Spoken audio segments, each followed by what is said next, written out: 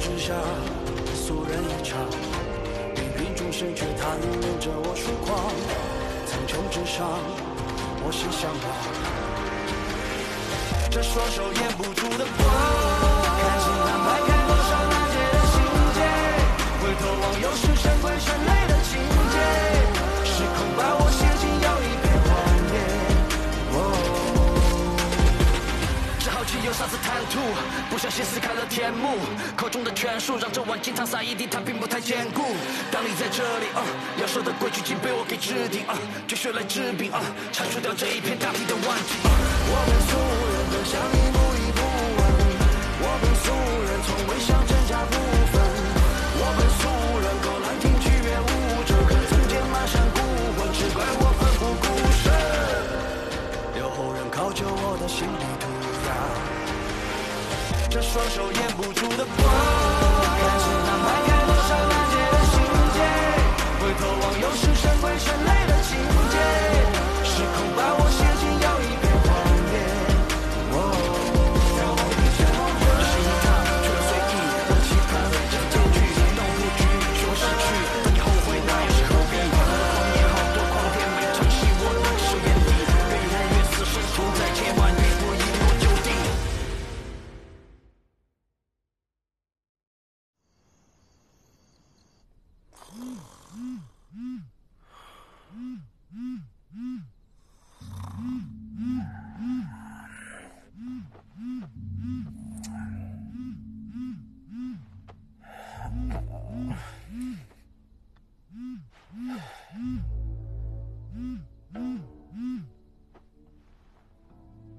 Una, ikatlo, alam niyo na bang kinaroroonan ko ngayon? May tao ba riyan? Bakit ngayon mo napiling manggulo? Gabing-gabi na. Ano ba kasi ang nangyari, ha? Pinuno, ang tahanan ng Angie, nahanap nila. Ano ka mo? Kumusta ang lagay ng lahat diyan? Kailangan mo ba ng tulong? Hindi po. Lihim pang katauhan ko. Anong pinag-uusapan nyo? Anong tahanan ng Angie? Ang tahanan ng Angie ay tahanang walang naninirahan sa silangan ng lungsod. Doon ko dinala ang mga batang nailigtas ko dati. Sa maraming taon, halos gumuho na ang tahanang iyon. Nandoon ang mga taga-silbing matagal nang nagbitiw. Pati ang mga bata at matatanda na wala nang matirhan. Ngunit ngayong araw, biglang naalala ng hukuman ng tahanan. Linisin ang lugar! Lipat mo yan doon! Sino kayo?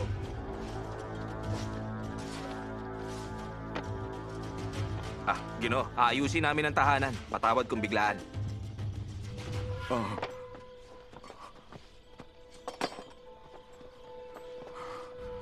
Narito ako upang tumulong. Sige ho. Bilisan niyo ang paglilinis. Walisin niyo rin yung itaas. Buong akala ko, ako ang totoong pakay nila. Nanais nila akong dakpin upang usisain ako. Ngunit, nilinis at inayos nila ang tahanan. Binayaran din nila ang patong-patong na mga utang. Ilang ulit nang nagtungo ang mga taga-silbi sa kagawaran, ngunit pinaalis lang sila. Alam ko na ipagdadamot nilang magbigay ng tulong na salapi kung wala silang mapapala sa kanila. Ganun pala ang nangyari. Sandali, Una. Ikaw bang may kagagawa nun, ha? Hindi ako yun. Hindi pala ikaw? Nakatitiyak ako na hindi yun gagawin ni Ika-4. Hindi si Ika-4 yun. Hindi si Una at hindi rin si Ika-4. Kung ganon, isa na lang ang natitira. Ikatlo? Ay, nako. Masyado yata mataas ang tingin niyo sa akin eh. Di naman ako ganun ka makapangyarihan. Hinihiling ko sa iyo na huwag ka na makialam. Magpapadala ako na magsisiyasat.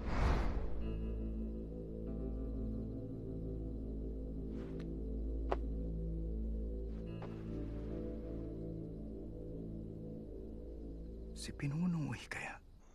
Amain, nabigyan na ng pansin ang tahanan ng Angie, ngunit hindi sila dumating. Nandun ang mga taga-ayos mula sa kagawaran ng paggawa. Mabuti kung ganoon. Bakit nga po ba ninyo to ginagawa para sa tahanan ng Angie, Amain? Tungkol ba sa tangkang pagpatay sa konde? Wala naman. Doon lang namamalagi ang mga walang matirhan.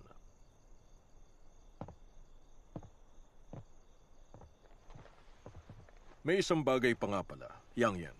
Pinuno? Dalhin mo kay Leo Chun ang angklat na ito. Batid mo kung bakit ko ito ginagawa?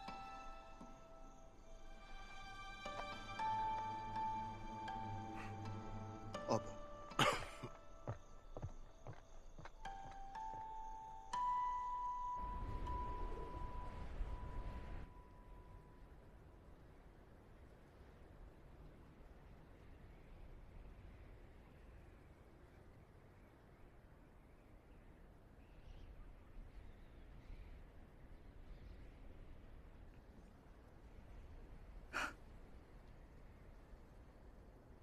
Amo, ipamimigay ba natin ito o hindi na lang?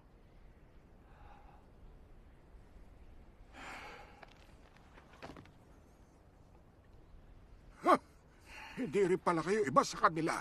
Akala ko pa naman mabubuti kayong tao. Akala nyo ba hindi namin malalaman? Itigil nyo na ang pagpapanggap. Sinasabi ko sa inyo, ang mabuti pa, ibalik nyo na sa amin si Maestrado Leo. Kung hindi, alis! Umalis na kayo! Huwag na kayong babalik! Ginagawa lang ng mga tagapangalaga ang kanilang tungkulin! Ha? Teka!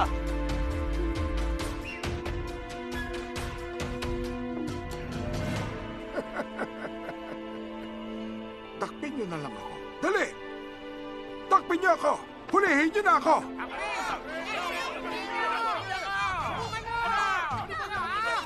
Sige!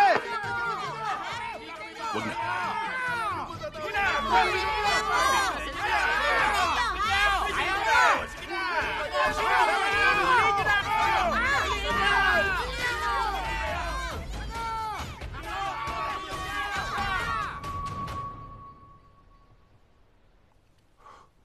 Ay, sayang tong mga tinapay.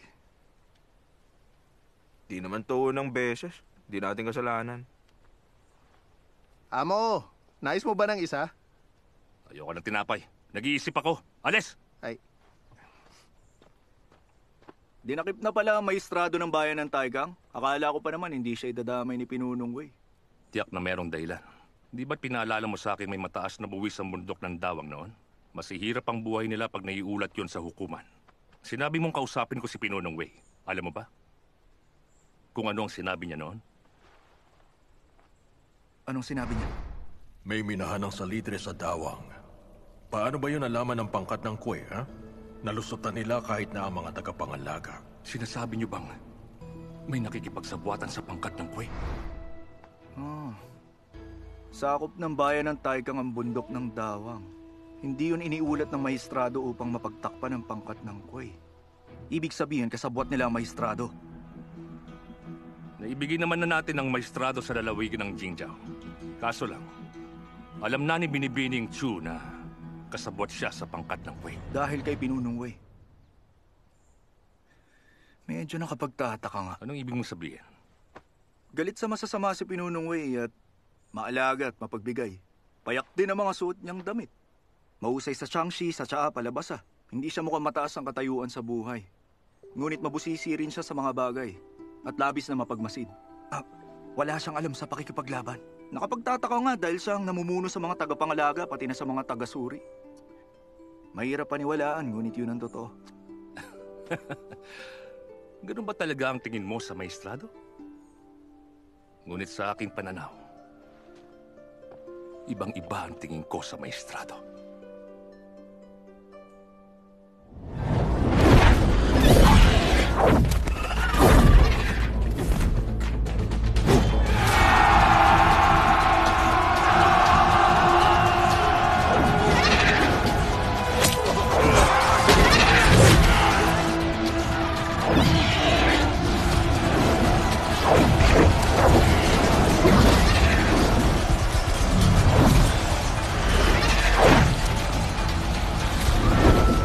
Gamit ang kanyang utak, kaya niyang tapusin ang gulo at tuldukan ang digmaan. Napakagaling niya noon sa pakikipaglaban.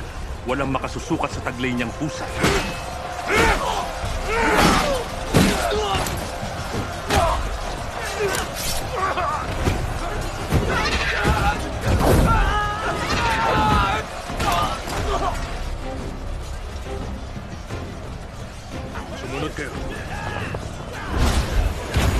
maipanalo ang digmaan noon sa linya. Pinamunuan niya ang 3 bukbuk. Inabot lang ng ilang buwan at natalo niya na.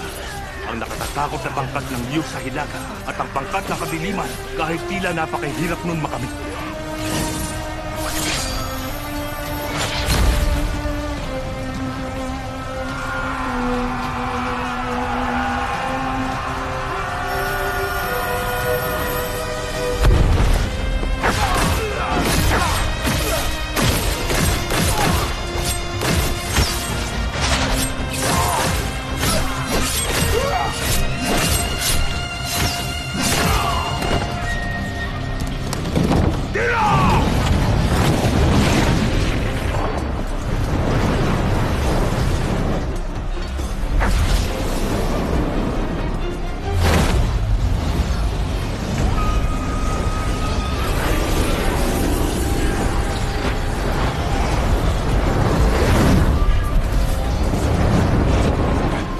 Labanang yun, hindi talaga mapapantayan ang nagawa niya. Hindi lang niya nailigtas ang Dapog. Inilala rin siya bilang Diyos ng digmaan ng Dapog. Maraming mahuhusay na mandirigma ng Dapog ang napasailalim sa pamumuno ni Pinunong Wei mula noon. Ginabayan niya ang mga mandirigmang yun upang mas lalong humusay sa pakikipaglaban. Ngayon ba, naiintindihan niyo na?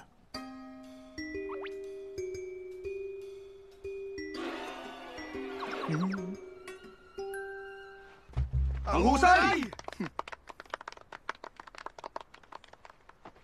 Dati sa mga kwento ko lang naririnig ang mga nagawang kabayanihan ng pinuno eh. Ngunit ngayon tila mas naging nakakatakot siya. Ngunit bakit nawala kay Pinunong Wei ang kapangyarihan niya? Mula nang binuo niya ang gabay ng gabi. Tinalikuran niya na yun lahat. Ha? Bakit kaya? Walang nakaalam ng kanyang dahilan. Hindi rin pinag-uusapan. Kahit siya, iniiwasan niyang mabanggit ang tungkol doon. Kaya kung ako sa'yo, hindi ko yun babanggitin. Ha? Hindi ba siya yung kinatawan na sumama sa atin sa bundok ng Dawang? Taga Jingyo? Pinunong Shu, nakita rin kita sa wakas. Si Binibinong Shu po. Si Shu Wei ba? Opo.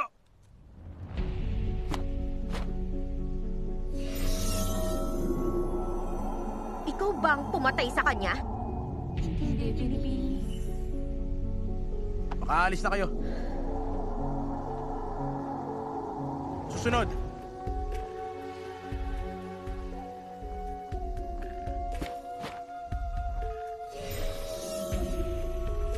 Ikaw bang pumatay sa kanya? Hindi po, Binibini. Umalis na kayo.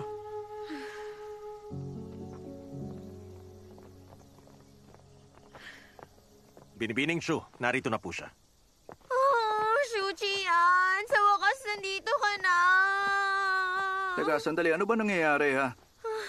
Ikaw ang may gawa nito eh. Nangyari ang lahat ng to dahil sa pagpapabaya mo.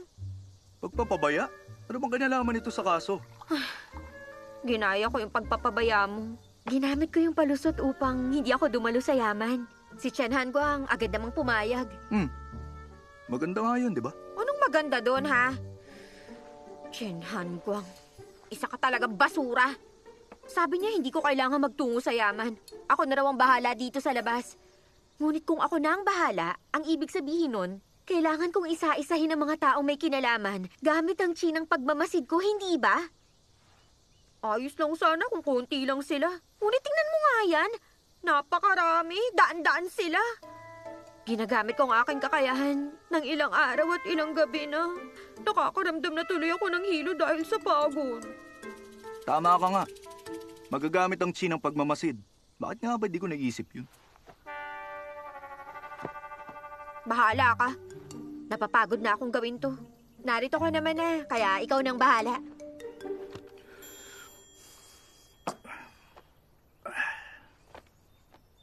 Manood ka. Ang biktima si Liu Han, isang mababang kawal na bantay sa tarangkahan. Pinatay ang kawal kagabi bandang hating gabi. Pinatay siya sa kanyang mesa. Maayos ang lahat ng mga gamit. Wala ring nawawalang salapi. Hindi rin sira ang pintuan at bintana niya. Maaaring kakilala niyang salarin.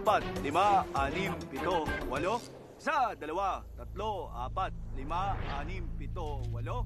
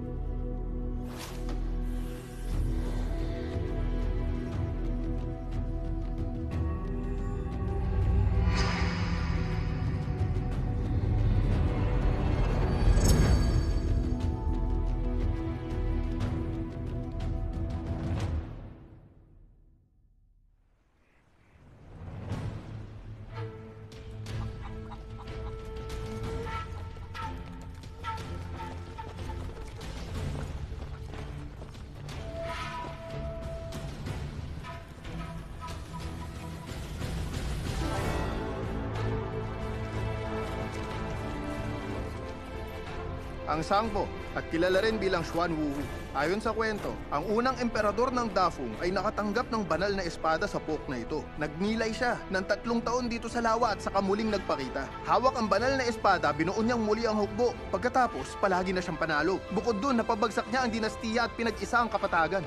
Dito, nakamit ng emperador ang kaliwanagan at siyang pinagmula ng pangkabuhayan ng mga taga-Dafeng. Ang kabisera ay itinayo malapit sa Sangbo. Sa gitna ng lawa, makikita ang mga turo ng mga pantas na iniwan ng mga ninuno natin. Pinakikita ang katatagan at pamamayagpag. Yun ang pinagmulan ng pagdiriwang ng Sangbo. Bawat isa, pinagmamalaki yun at pinasa sa lahat ng salinlahi ang alamat. Ningyan, ngayon mo lang narinig yun? Wala ka talagang alam? Tapos ka na ba? Oo. Huwag ka muna tumigil, magkwento ka pa. Kasi baka antukin ako eh.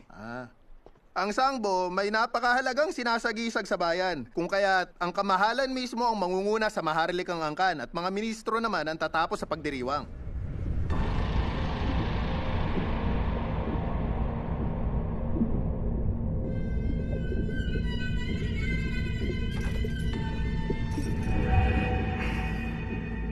Tapos na ako. Kwento ka pa. Sige na. Tayong mga gabay, pinangangalagaan natin ang maharlikang angkan. Mukhang mapanganib, ngunit ligtas ito. Mahigit 100 ang mga mandirigmang nasa ika-4 na antas dito.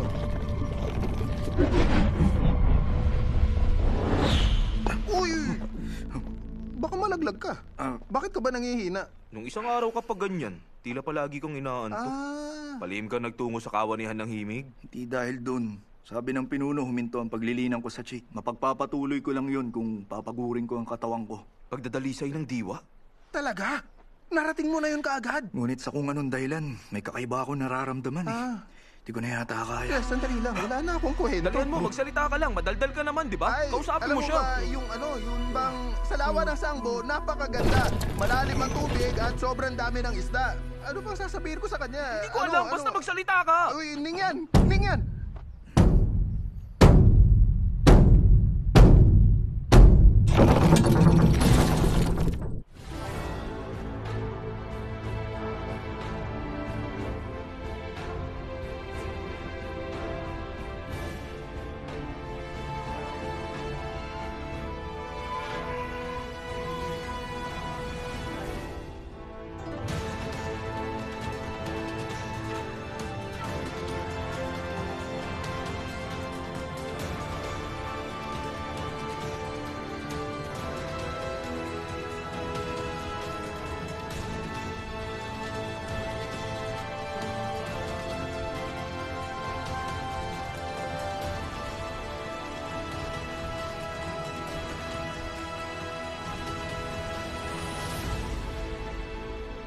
Dalawa lang ang prinsesa ng maharlikang angka ng Dafeng. Kung ganon, siya marahil si Linan. Prinsesa, naroon siya. Huwag mo nga akong guluhin. Tumingin kayo roon.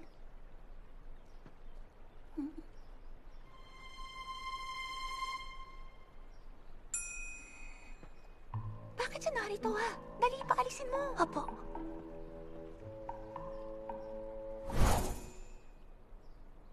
Utos ng prinsesa, kayong tatlong magbantay sa lugar na ito. Huwag kayong aalis.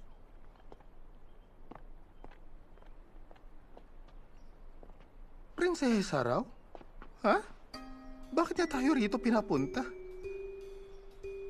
Anong babantayan natin dito? Yung libingan? Hindi kaya sinubukan lang ni Linan na paglaruan ako dahil hindi niya ako nakuha. Napakababaw niya talaga.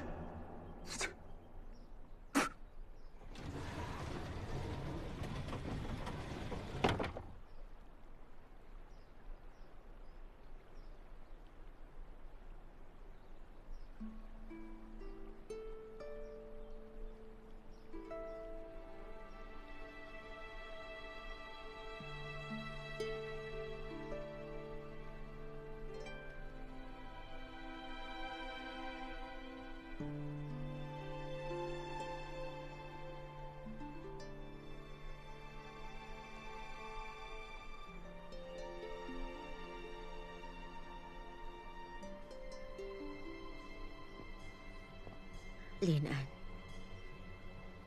Tia, Matagal ka nang hindi dumadalaw sa amin.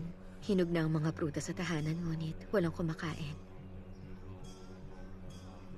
Meron ka bang nababalitaan tungkol kay Pingyang? Si Pingyang po, sinabihan niya ako tungkol sa mga nangyayari. Sabi po niya, maayos ang lagay niya. Sana wag daw po kayong mag-alala. Mabuti naman. Mabuti yan. Tia, nagsisimula na po si Ama. Linan, pakiusap. Dalawin mo ako minsan, ha?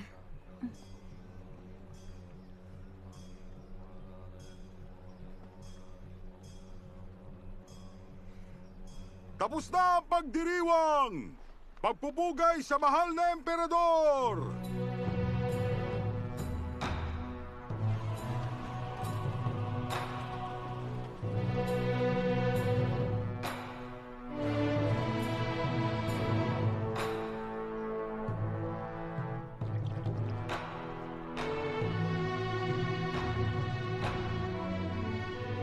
Ang buong langit at lupa at 4 na sulok ng sinaunang mundo. Ang karangyaan ng Dafong, walang katapusan habang buhay. Buong puso kong pinagdarasal na maging masagana ang lahat ng sakahan. At patuloy na dumaloy ang tubig sa ilog. Ang namumuno, naway habang buhay ang karangalan. Ibang klase ah. Ngayon lang ako nakakita ng ganyan. Sayang lang ang layo natin, no? Di natin makita na mabuti. Sinabi mo pa.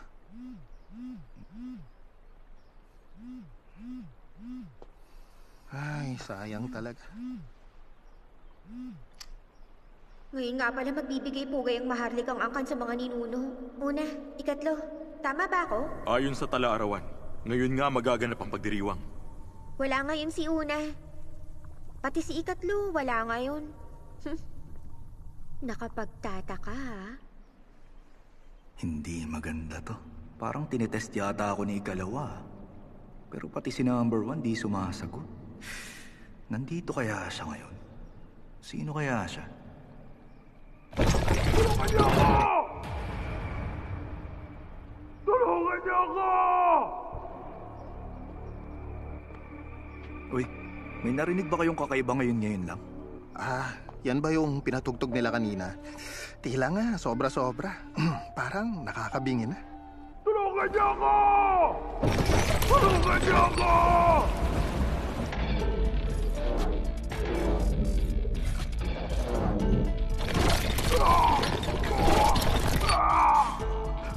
Nenya, dito ka lang, bilis. Baka makita ka nila eh.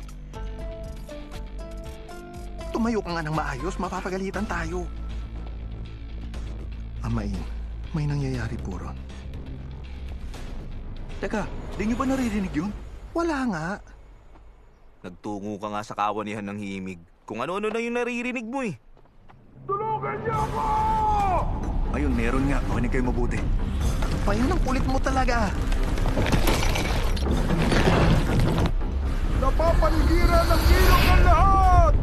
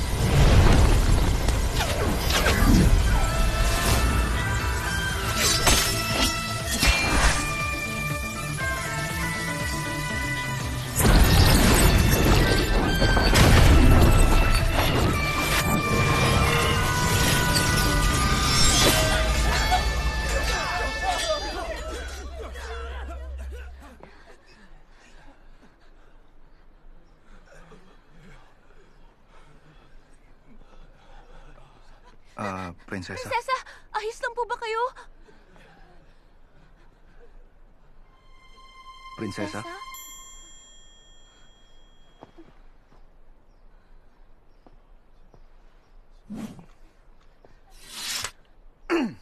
Ako si Shu Qian. Pangangalagaan ka. Nasaktan ka ba? Hindi naman. Bakit ka ba nandito? Alis na. Ha? Alis na dito! Opo. Sandali. Ikaw ba si Shu Qian? Ako nga po. Marahil kayong... Tumahimik ka!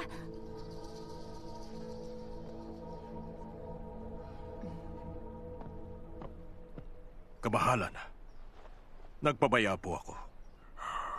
Huwag kayong magpapapasok. Opo.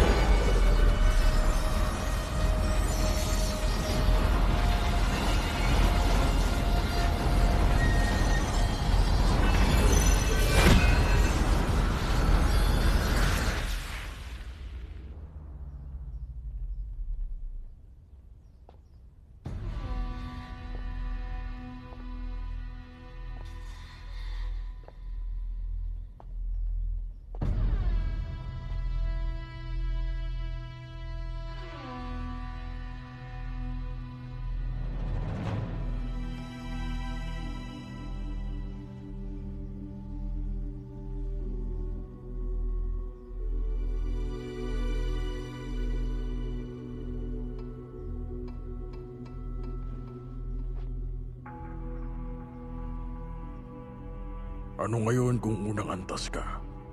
Mahaba sana ang buhay mo rito sa daigdig. Pinahihirapan ka pa rin ng iyong makamundong kapalaran. Kaunti lang ang hinaba ng buhay mo sa iba. 20 lang ako ng mamuno. Nakuha ko lang ang trono dahil nagapi ko ang mga kalaban ko. Wala nang nais tumunggali pa sa akin. Ngunit sa huli na pagtanto ko na ang pinakamatinding kalaban ay ang oras.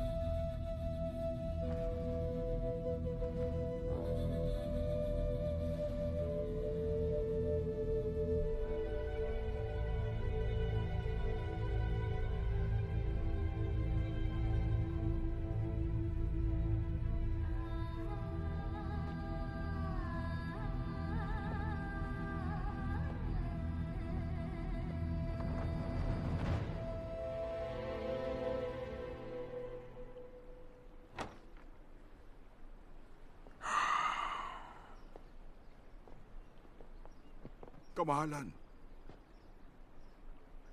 Ituloy na natin ang pagdiriwang. Opo. Ipagpatuloy na natin ang pagdiriwang!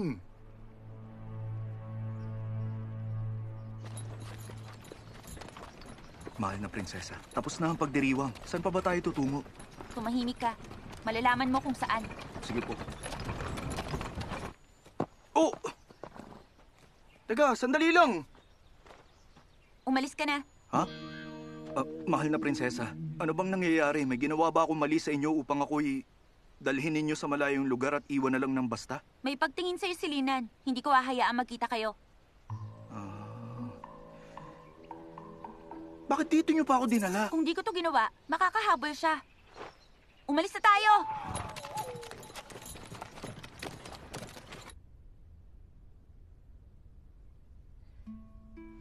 Ito ang halimuyak ng buwan. Ako ang sinasagisag nito. Naway, maalala mo ko lagi.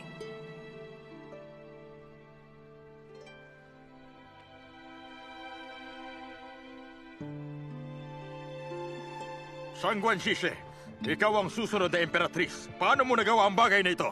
Ama! Kawal! Ilayo yung lalaking yan. Ipasok ang binibini! She! Wag! Sandali! She! Wag! She!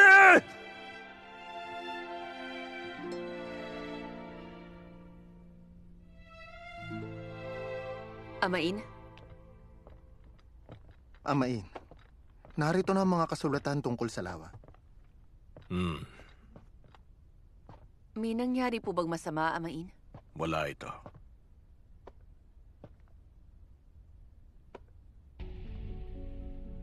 Nagising ang banal na espada sa templo ng bundok ng Yongcha.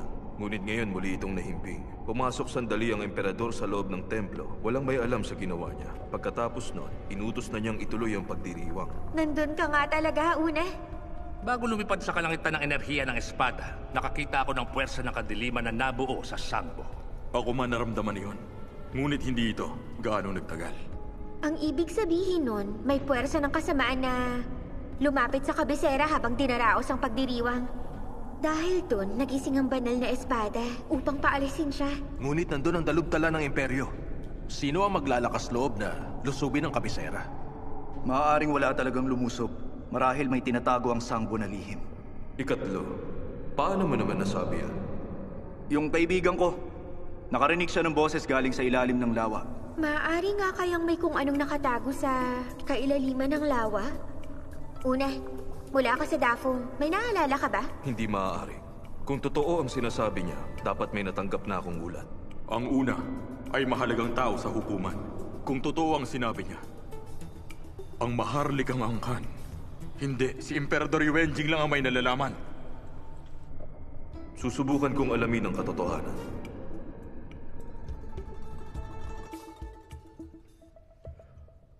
Sa tingin ko, alam ko na kung anong nangyayari. Meron po bang lihim sa ilalim ng lawa? Hindi nyo na dapat malaman ang tungkol dito.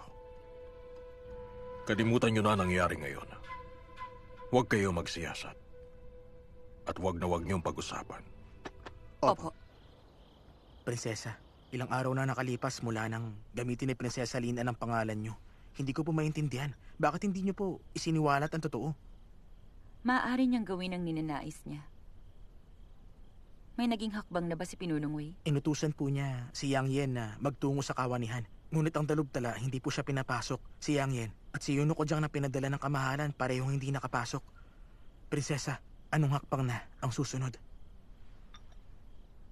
Bantayan mo ang lawa ng Sangbo, pati ng tanawa ng imperyo. Iulat mo agad kung may mangyaring kakaiba. Masusunod. Ano ko nakakaisip ng paraan? Ikaw ba?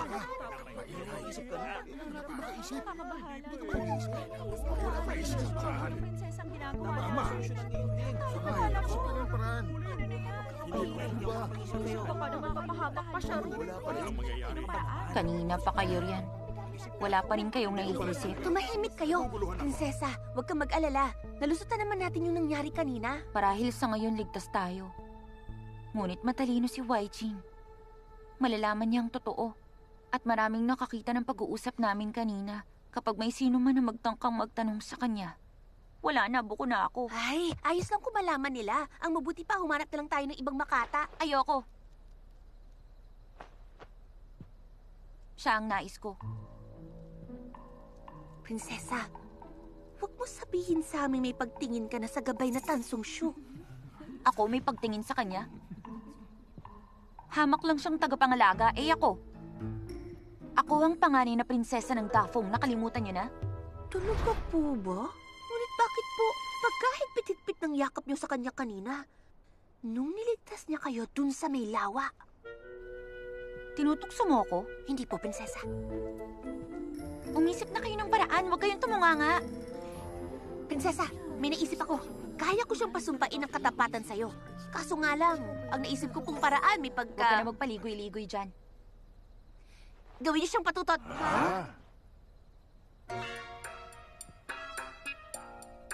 Gawin ko siyang patutot?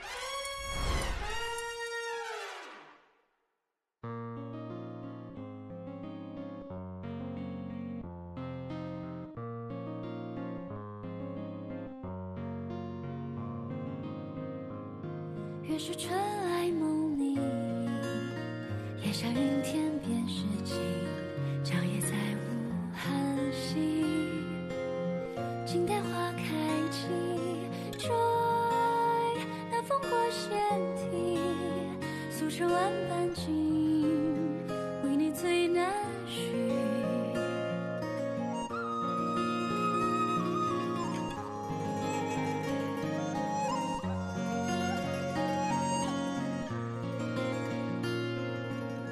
想念你要怎么说最适宜？曾经饱读过路有白居易，那历史先见你也无从提笔，我翻遍千册，只有至今9万字，才发现其次是一道典籍，我还是徒弟。研究奇门一家有笔，不过珍惜江海为墨，以刀剑为笔，想你若无词，我书写之。再相见若未能相知，何不如作为前世？日日夜夜思君你何意？又怕心中清风你。我摇着铜镜当墨镜，举目便可见，谁是王昭君？奈何这万般皆下品，请你入心，若口是无凭，我眼见为实，我推辞。此天地万物于我而言不过如此，数练这36计，斩去莫言落款是你。苍天为我建，青山为你移，此情尽与你下不为例。千千万万字句，为你我实现菩提。千千思念错许，但说也是我心意。千千俗语成诗，可对你念念有词。只因这世间好光景，皆因为有你。追求何时出利益，图图天下为你献艺，两朵不忍可比，要我去飞天，或者瞬间遁地，寂寞跟我客气，在下一律都愿意。千千万万字句，为你我实现菩提。千千思念错许，但说也是我心意。千千俗语成诗，可对你念念有词。只因这世间好光景，皆因为有你。想念你要怎么说最适宜？曾经饱读过路有白居易，奈何历史先见你也无从提笔，我翻遍千册，只有至今9万字，才发现其次是一道典籍，